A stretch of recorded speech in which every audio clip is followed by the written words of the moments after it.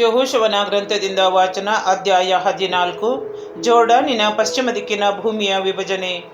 ಯಾಜಕ ಎಲ್ಲಾಜಾರನು, ನೂನನ ಮಗ ಯೆಹೋಶುವನು ಹಾಗೂ ಇಸ್ರಾಯೇಲ್ ಕುಲಾಧಿಪತಿಗಳು ಸರ್ವೇಶ್ವರ ಸ್ವಾಮಿ ಮೋಶೆಯ ಮೂಲಕ ಆಜ್ಞಾಪಿಸಿದಂತೆ ಜೋರ್ಡಾನಿನ ಪಶ್ಚಿಮದ ಕಾನಾನ್ ನಾಡನ್ನು ಚೀಟು ಹಾಕಿ ಇಸ್ರಾಯೇಲರ 9 ಕುಲದವರಿಗೆ ಸ್ವಂತ ಆಸ್ತಿಯಾಗಿ ಹಂಚಿಕೊಟ್ಟರು. ಉಳಿದ 2 ಕುಲಗಳ ಜನರಿಗೆ ಜೋರ್ಡಾನಿನ ಆಚೆಯಲ್ಲಿ ಮೋಶೆಯೇ ಸ್ವತ್ತನ್ನು ಕೊಟ್ಟಿದ್ದನು. ಲೇವಿಯರಿಗೆ ಮಾತ್ರ ಕೊಡಲಿಲ್ಲ. ಜೋಸೇಫ್ಯರು ಮನಸ್ಸೆ ಮತ್ತು ಎಫ್ರಾಯಿಮ್ ಎಂಬ 2 ಕುಲಗಳಾಗಿ ಎಣಿಸಲ್ಪಟ್ಟರು. ಲೇವಿಯರಿಗೆ ತಂಗುವುದಕ್ಕೆ ಕೆಲವು ನಗರಗಳು ಹಾಗೂ ಅವರ ದನ ಕುರಿಗಳಿಗೆ ಅಲ್ಲಿನ ಕೆಲವು ಹುಲ್ಲುಗಾವಲುಗಳನ್ನು ಬಿಟ್ಟರೆ ಬೇರೇನೂ ಸಿಕ್ಕಲಿಲ್ಲ. ಸರ್ವೇಶ್ವರ ಮೋಶೆಗೆ ಆಜ್ಞಾಪಿಸಿದಂತೆ ಇಸ್ರಾಯೇಲರು ನಾಡನ್ನು ಹಂಚಿಕೊಂಡರು. ಕಾಲೇಬನ ಪಾಲಿಗೆ ಬಂದ ಆಸ್ತಿ. ಯೆಹೋಶುವನು ಗಿಲ್ಗಾಲಿನಲ್ಲಿದ್ದಾಗ ಯಹೂದ ಕುಲದವರು ಅವನ ಬಳಿಗೆ ಬಂದರು. ಅದರಲ್ಲಿ ಕೆನೀಜಿಯನು ಯೆಫುನ್ನೆಯ ಮಗನೂ ಆದ ಕಾಲೇಬನು ಯೆಹೋಶುವನಿಗೆ, ಸರ್ವೇಶ್ವರ ಕಾದೇಶ್ ಬರ್ನೇಯದಲ್ಲಿ ನಮ್ಮಿಬ್ಬರ ವಿಷಯವಾಗಿ ದೇವರ ಭಕ್ತನಾದ ಮೋಶೆಗೆ ಹೇಳಿದ್ದು ನಿಮಗೆ ಚೆನ್ನಾಗಿ ಗೊತ್ತಿದೆ.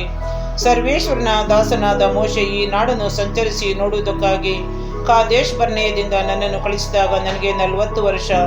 ನನ್ನ ಜೊತೆಯಲ್ಲಿ ಬಂದಿದ್ದ ಸಹೋದರರು ಜನರನ್ನು ಎದೆಗೆಡಿಸಿದರು. ನಾನಾದರೂ ನನ್ನ ದೇವರಾದ ಸರ್ವೇಶ್ವರನ್ನೇ ಸಂಪೂರ್ಣವಾಗಿ ನಂಬಿ ಶ್ರದ್ಧೆಯಿಂದ ಅನುಸರಿಸಿದೆ. ಮೋಶೆ ಅಂದು ನನಗೆ, ನೀನು ಪೂರ್ಣ ಮನಸ್ಸಿನಿಂದ ನನ್ನ ದೇವರಾದ ಸರ್ವೇಶ್ವರನ್ನೇ ಶ್ರದ್ಧೆಯಿಂದ ಅನುಸರಿಸಿದ ಕಾರಣ ನೀನು ಸಂಚರಿಸಿದ ಪ್ರದೇಶ ನಿನಗೂ ನಿನ್ನ ಸಂತಾನದವರಿಗೂ ಶಾಶ್ವತ ಸ್ವತ್ತಾಗುವುದೆಂದು ಪ್ರಮಾಣ ಮಾಡಿ ಹೇಳಿದನು. ಸರ್ವೇಶ್ವರ ಈ ಮಾತುಗಳನ್ನು ಮೋಶೆಗೆ ಹೇಳಿದಂದಿನಿಂದ ಇಸ್ರಾಯೇಲರು ಅರಣ್ಯದಲ್ಲಿ ಅಲಿಯುತ್ತಿದ್ದ ವರ್ಷಗಳು ಸೇರಿ 45 ವರ್ಷಗಳು ದಾಟಿದವು. ಸರ್ವೇಶ್ವರ ತಾವು ನುಡಿದಂತೆಯೇ ಈ ಕಾಲವೆಲ್ಲ ನನ್ನನ್ನು ಜೀವದಿಂದುಳಿಸಿದ್ದಾರೆ. ಈಗ ನನಗೆ 85 ವರ್ಷ. ಮೋಶೆ ನನ್ನನ್ನು ಕಳಿಸಿದಾಗ ನನಗೆಷ್ಟು ಬಲವಿತ್ತೋ ಈಗಲೂ ಅಷ್ಟೇ ಬಲವಿದೆ. ಯುದ್ಧ ಮಾಡುವುದಕ್ಕೂ ವಿಶೇಷ ಕಾರ್ಯಗಳನ್ನು ನಿರ್ವಹಿಸುವುದಕ್ಕೂ ನನಗೆ ಮುಂಚಿನಂತೆಯೇ ಶಕ್ತಿ ಇದೆ.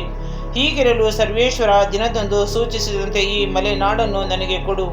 ಇದರಲ್ಲಿ ಎತ್ತರದ ವ್ಯಕ್ತಿಗಳಿದ್ದಾರೆ, ದೊಡ್ಡ ದೊಡ್ಡ ನಗರಗಳಿವೆ, ಕೋಟೆ ಕೊತ್ತಲಗಳಿವೆ ಎಂದು ಆ ಕಾಲದಲ್ಲಿ ನೀನು ಕೇಳಿದ್ದುಂಟು. ಅವರೆಲ್ಲರನ್ನು ಓಡಿಸಿ ಬಿಡಲು ಸರ್ವೇಶ್ವರ ತಮ್ಮ ಮಾತಿಗನುಸಾರ ನನಗೆ ಸಹಾಯ ಮಾಡುವರೆಂಬ ನಂಬಿಕೆ ನನಗಿದೆ ಎಂದನು. ಆಗ ಯೆಹೋಶುವನು ಯೆಫುನ್ನೆಯ ಮಗನಾದ ಕಾಲೇಬನನ್ನು ಆಶೀರ್ವದಿಸಿ ಹೆಬ್ರೋನ್ ನಗರವನ್ನು ಅವನಿಗೆ ಸ್ವತ್ತಾಗಿ ಕೊಟ್ಟನು. ಕೆನೀಜಿಯನಾದ ಯೆಫುನ್ನೆಯ ಮಗ ಕಾಲೇಬನು ಇಸ್ರಾಯೇಲಿನ ದೇವರಾದ ಸರ್ವೇಶ್ವರನನ್ನು ಸಂಪೂರ್ಣವಾಗಿ ಶ್ರದ್ಧೆಯಿಂದ ಅನುಸರಿಸಿದ್ದರಿಂದ ಹೆಬ್ರೋನ್ ಅವನಿಗೆ ಸ್ವತ್ತಾಗಿ ಸಿಕ್ಕಿತು. ಅದು ಇಂದಿನವರೆಗೂ ಅವನದೇ ಆಗಿದೆ. ಅದರ ಹಿಂದಿನ ಹೆಸರು ಕಿರ್ಯತ್ ಅರ್ಬಾ ಎಂದು. ಅರ್ಬ ಎಂಬುವನು ಆ ಎತ್ತರದ ವ್ಯಕ್ತಿಗಳಲ್ಲಿ ಪ್ರಮುಖನು. ಯುದ್ಧವು ನಿಂತಿತು. ನಾಡಿನಲ್ಲಿ ಶಾಂತಿ ಸಮಾಧಾನ ನೆಲೆಸಿತು.